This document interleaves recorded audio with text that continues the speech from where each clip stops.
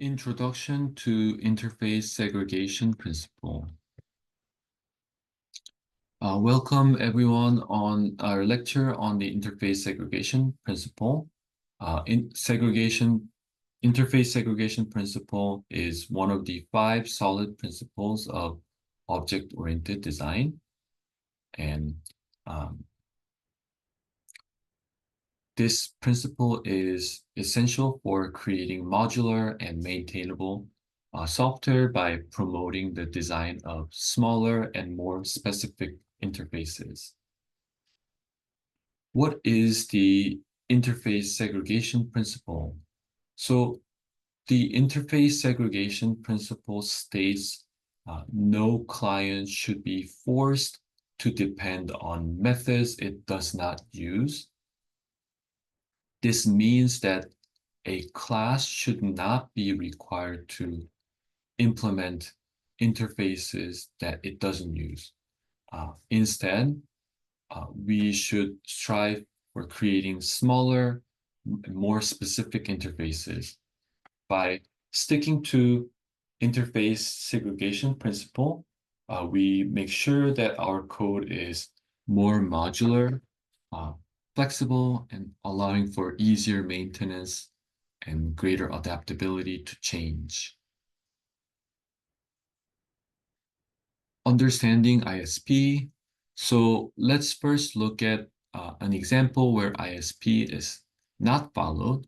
So we can see that we have a worker interface with 3 methods: work, eat, sleep, and we have 2 classes that is implementing this method, implementing this interface, a human worker and robot worker. So we can see that human worker uses all 3 methods: work, eat, sleep. Robot worker is forced to implement eat, sleep methods, even though in the context of robot, they are not relevant. So this situation leads to code that is more difficult to maintain and is less flexible. Applying ISP. So how can we apply the interface segregation principle to improve design? So we can break down the worker interface into 3 smaller, more specific interfaces: workable, eatable, and sleepable. So then the human worker class can implement all 3 interfaces, since a human worker needs to work, eat, and sleep. On the other hand, for robot worker, we can only implement the workable interface and don't implement other eatable, sleepable interface. So we are avoiding any irrelevant methods. And this change makes the code more modular and focused. So by following the interface segregation principle, we gain several benefits. First, improved code readability, because smaller specific interfaces are easier to understand. And easier maintenance. Changes to an interface affect fewer classes, so we're reducing the risk of unintended side effects. Better flexibility, so classes can implement only the interfaces they need, so we're reducing any unnecessary code bloat.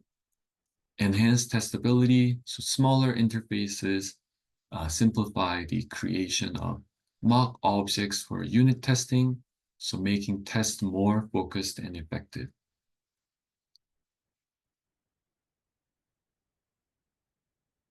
So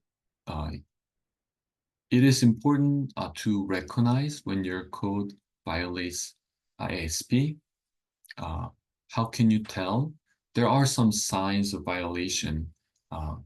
If your classes implementing interfaces with methods they don't use, that's a sign. Frequent changes to interfaces causing widespread updates across many classes, that's another sign. And if you have difficult time in creating mock objects for unit testing due to large complex interfaces, that's another sign of violation. So by identifying these issues, we can refactor interfaces to be more specific and focused. Best practices for applying ASP. Three things: you want to keep interfaces small. So you want to design interfaces with a single responsibility, and you want to use role-specific interfaces. So you want to create interfaces based on specific roles or behaviors of behaviors within your application. And refactor when necessary. You want to regularly review and refactor interfaces to ensure they remain focused and relevant as your application evolves. Conclusion, the interface segregation principle is important for creating modular, maintainable, and flexible software. So by designing specific interfaces tailored to the needs of different clients, we can significantly improve the quality of our code. Thank you everyone for listening.